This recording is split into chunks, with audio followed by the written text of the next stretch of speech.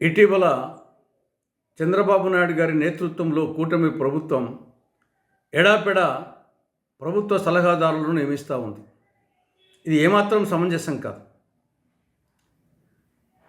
ప్రజల ముక్కు పిండి పన్నుల రూపంలో వసూలు చేసినటువంటి డబ్బును ఈ విధంగా ప్రభుత్వ సలహాదారుల పేరుతో పప్పు బెల్లాల పంచిపెట్టడం ఇది ఏమాత్రం భావ్యం కాదు.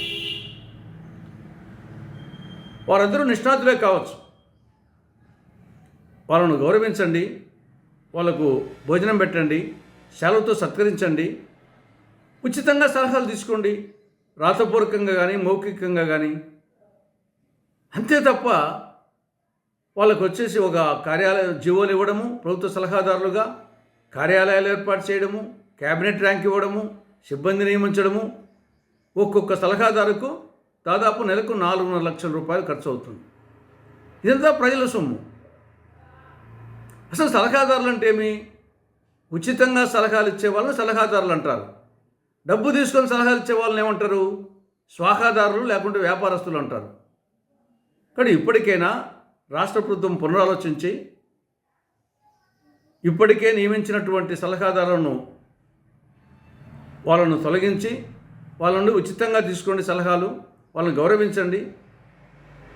అదేవిధంగా సలహాదారులు స్వచ్ఛందంగా వాళ్ళే ఆ పదవులను తీయించి ప్రభుత్వాలకు సలహాలు ఇస్తే బాగుంటుంది, ఆలోచించుకోమని రాష్ట్ర ప్రభుత్వానికి అటు సలహాదారులకు విజ్ఞప్తి చేస్తున్నాం.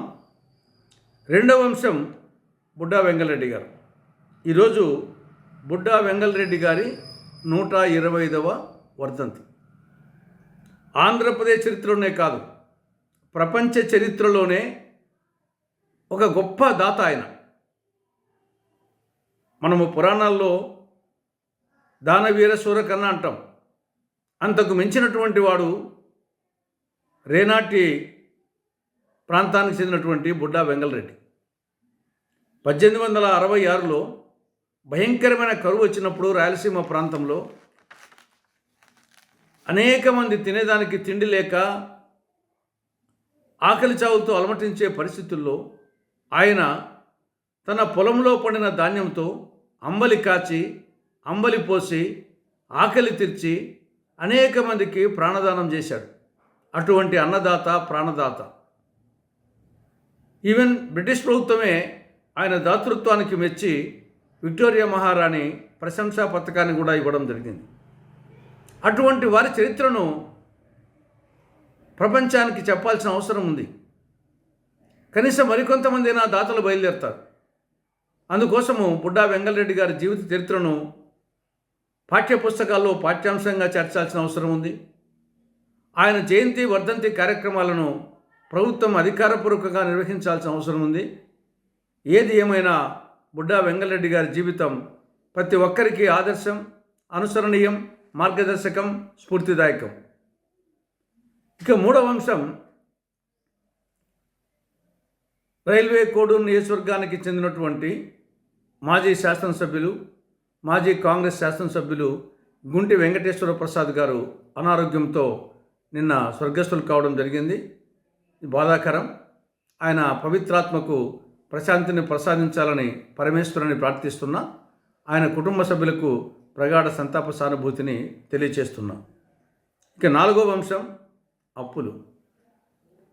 చంద్రబాబు నాయుడు గారి నేతృత్వంలో కూటమి ప్రభుత్వం గతంలో ఎన్నడూ లేని విధంగా ఎక్కువ అప్పులు చేస్తూ ఉంది. రాష్ట్రాన్ని అప్పుల కుప్ప చేసింది. కేవలం ఈ 18 నెలల కాలంలో ప్రత్యక్ష అప్పులు, పరోక్ష అప్పులు 2,93,000 కోట్ల రూపాయలు అప్పు చేసింది. ఇది ఆల్ టైమ్ రికార్డ్. దేశంలో ఏ రాష్ట్రము ఇంత స్వల్పకాలంలో ఇంత ఎక్కువ మొత్తంలో అప్పులు చేయలేదు. ఉమ్మడి ఆంధ్రప్రదేశ్లో ఏ ముఖ్యమంత్రి హయాంలో జరగలేదు. ఒక మాటలో చెప్పాలంటే అప్పుల విషయంలో చంద్రబాబు ప్రభుత్వానికి ఆస్కార్ అవార్డు ఇవ్వచ్చు. కోడలికి బుద్ధి చెప్పి అత్త తెడ్డు నాకిందన్నట్లు గత వైకాపా ప్రభుత్వం శక్తికి మించి అప్పులు చేసిందని విమర్శించి ఇప్పుడు అంతకు మించి చంద్రబాబు నేతృత్వంలో కూటమి ప్రభుత్వం అప్పులు చేస్తూ ఉంది. ఇది ఏమాత్రం సమంజసం కాదు. కేంద్ర ప్రభుత్వం ఏం చేస్తాం? ఎఫ్ఆర్బిఎం యాక్ట్కు మించి చంద్రబాబు ప్రభుత్వం విపరీతంగా అప్పులు చేస్తుంటే కేంద్ర ప్రభుత్వం ఏం చేస్తాం? ఎట్లా అనుమతిస్తూ ఉంది?